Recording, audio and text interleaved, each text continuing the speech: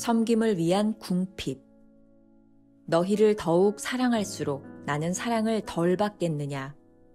고린도후서 12장 15절. 인간적인 사랑은 대가를 바랍니다. 그러나 바울은 말합니다. 여러분이 나를 사랑하든 말든 개의치 않습니다. 나는 기꺼이 나 자신을 여러분을 위하고 또 여러분을 하나님께로 인도하기 위해 내가 궁핍하게 될지라도 완전하게 내어주겠습니다. 바울은 예수님을 섬김의 기준으로 삼았습니다. 우리 주 예수 그리스도의 은혜를 너희가 알거니와 부요하신 이로서 너희를 위하여 가난하게 되심은, 곧 바울의 봉사관은 정확하게 예수님의 그것과 같았습니다. 나는 나 자신을 얼마나 분에 넘치도록 내어주는가에 대해 관심이 없습니다. 나는 그 일을 즐겁게 할 것입니다. 섬김은 바울에게 기쁨이었습니다. 하나님의 종에 대한 현대 교회의 개념은 예수 그리스도의 개념과는 다릅니다. 예수님에 의하면 하나님의 종은 주님을 섬기기 위해 다른 사람들의 종이 되는 것입니다. 예수 그리스도는 이 땅의 사회주의를 초월하는 사회주의자이셨습니다. 주님은 주의 나라에서는 가장 위대한 자가 모든 사람들을 섬기는 종이 될 것이라고 말씀하셨습니다. 성도의 진가는 복음을 가르치는 것이 아니라 제자들의 발을 씻는 것입니다. 즉, 사람들에게는 중요하지 않지만 하나님께서 중요하게 여기시는 것을 행하는 것입니다. 바울은 자신이 치러야 할 희생이 어떠한 것이든 개의치 않고 다른 사람을 향한 하나님의 지대한 관심에 호응하기를 기뻐했습니다. 우리는 머릿속으로 계산하면서 주의 일에 임합니다. 하나님께서 나를 거기로 보내시면 사례는 얼마나 할까? 날씨는 어떻지? 나에 대한 배려를 많이 해줄까? 나도 사람인데 주변 환경에 신경 쓰는 것은 당연하지. 이러한 생각을 한다는 것은 우리가 하나님을 섬기는데 조건을 따진다는 것을 의미합니다. 그러나 바울은 그 어떠한 조건도 붙인 적이 없습니다. 그는 예수 그리스도께서 가진 성도의 개념을 그의 삶 속에 그대로 실행했습니다. 단지 복음만 전하는 자가 아니라 주님의 손에 붙들린 바 되어 다른 영혼들을 위해 찢겨진 빵이 되고 부어지는 포도주가 되었던 것입니다. 매일 만나 365, 오늘은 2월 25일 섬김을 위한 궁핍이라는 제목으로 역시 두 개의 대지로 나누어 살펴보겠습니다. 첫 번째, 섬김의 기준. 사도 바울의 섬김은 챔버스에게 있어서 늘 따라갈 모범이었던 것 같습니다. 참 많은 부분에서 사도 바울의 말을 인용하고 있습니다. 기꺼이 자신을 들여 사람들을 하나님께로 인도하기 위해 궁핍함을 개의치 않았던 사도 바울의 모습 말입니다.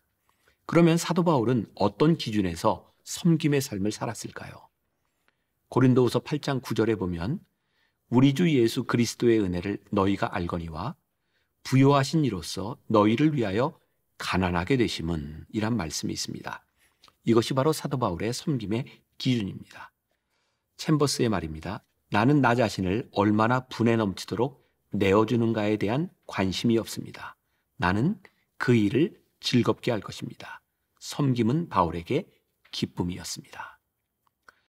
오스왈드 챔버스의 전기를 보면 그의 죽음이 참 허무하게 느껴집니다.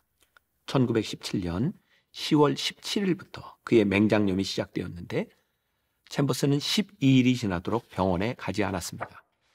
그의 전기에 보면 전쟁의 부상을 입고 돌아오는 병사들이 사용하는 병상을 자신이 차지할 수 없다는 생각에서 병원에 가는 것을 미루었던 것이죠. 늦게 수술을 했기 때문일까요? 수술 5일 후에는 핏덩이가 폐로 들어갔고 잠시 회복되는 듯 하더니 며칠이 지나지 않아 세상을 떠나게 되었습니다. 자신이 섬기는 사람들을 위해 기꺼이 자신이 받아야 할 몫을 덜 받으려 했던 챔버스의 섬김의 기준은 주님을 닮으려고 했던 사도 바울의 모습이 아니었을까요? 바로 십자가에서 죽기까지 우리를 위해 섬기셨던 주님의 모습이 그에게 있었습니다.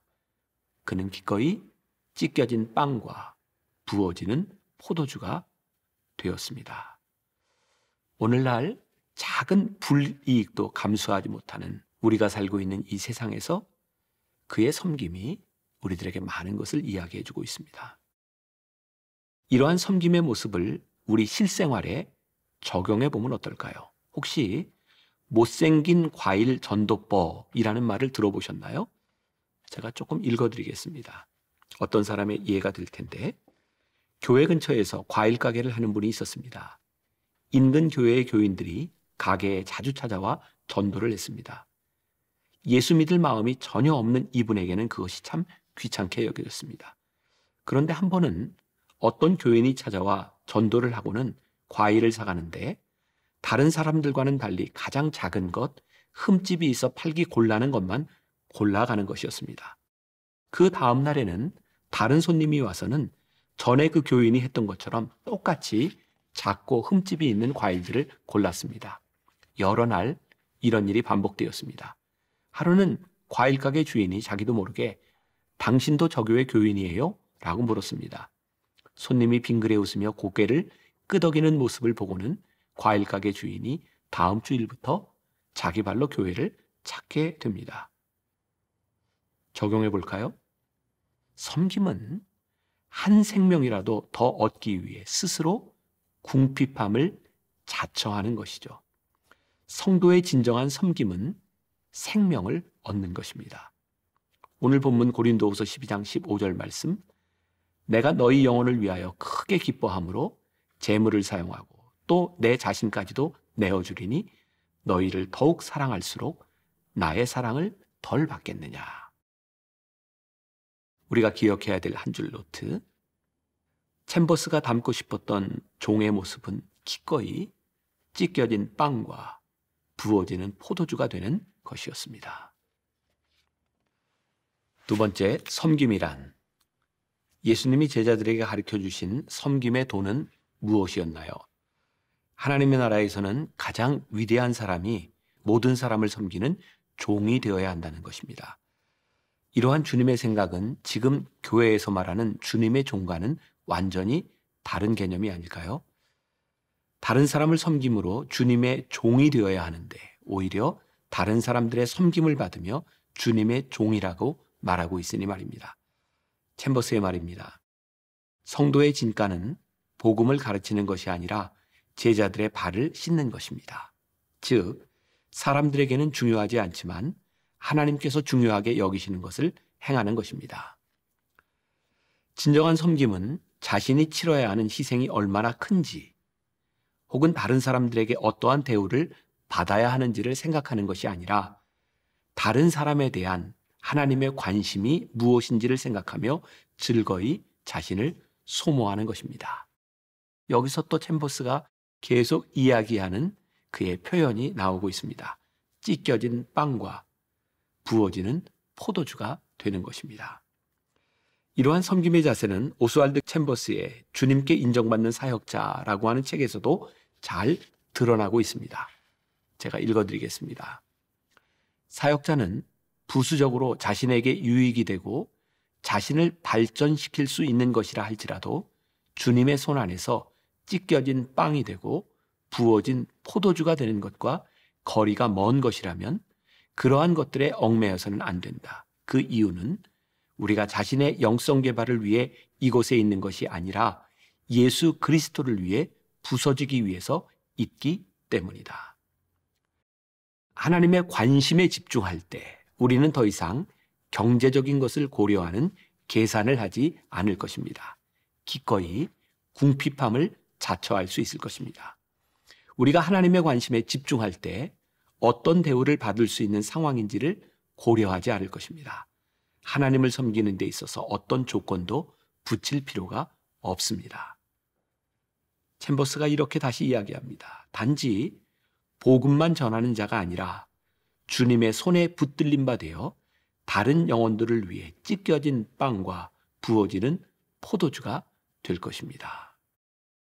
주님은 나의 최고봉 스터디 가이드 북에 보면 우리가 지난 며칠 동안 묵상했던 섬김에 대한 자세를 잘 요약해 놓고 있습니다. 첫 번째, 진정한 종은 보상을 바라지 않는다.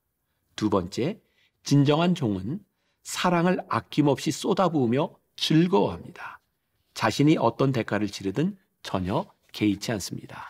세 번째, 진정한 종은 누군가를 섬길 때 하나님을 섬긴다고 믿습니다. 네 번째, 진정한 종은 가장 비천한 일까지 감당합니다. 다섯 번째, 진정한 종은 상식에 따라 판단하지 않습니다. 예를 들면 봉급이 얼마나 될까 이런 계산을 하지 않습니다. 여섯 번째, 진정한 종은 어떤 것도 아끼지 않습니다. 우리가 기억해야 될 한 줄 노트. 하나님의 종이란 주님을 섬기기 위해 기꺼이 다른 사람의 종이 되는 것입니다. 오늘 하루 우리가 품고 갈 묵상 질문입니다. 우리가 기꺼이 종이 되지 못하는 이유는 무엇일까요? 혹시 경제적 보상이나 환경을 고려하고 있기 때문은 아닐까요? 우리 함께 기도하겠습니다. 하나님, 오늘 우리가 섬김을 생각합니다. 우리가 어떤 섬김의 자세로 살아가고 있는지, 챔버스가 그렇게 오랫동안 되새기고 곱씹으며 하나님 앞에서 기꺼이 찢어지는 빵과 부어지는 포도주가 되기를 원했던 그 마음이 우리들에게도 있게 하여 주시사 기꺼이 섬김의 자리에서 하나님 앞에 쓰임받는 복된 사람들이 되게 하여 주옵소서. 예수님의 이름으로 기도합니다. 아멘.